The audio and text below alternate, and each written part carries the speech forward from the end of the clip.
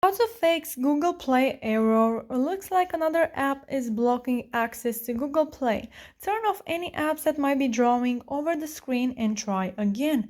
Hello guys and welcome to our channel. So here, as you can see, I have this error right here and let's fix this. First we have to go to our settings and then we have to scroll down and go to apps. So here you can either scroll down until you find your Google Play, or you can just go to the search bar from the right top corner and search for Google Play.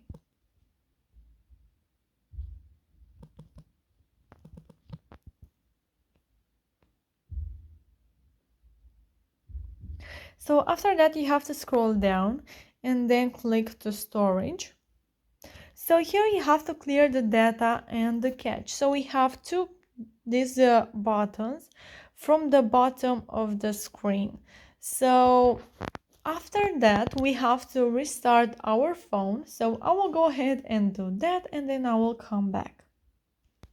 So yeah guys, I have been restarting my phone. So now if you go to your Google Play and then if you search for an app and if you try to update that app, or if you want to install an app, you just can click on the update button and now it's working.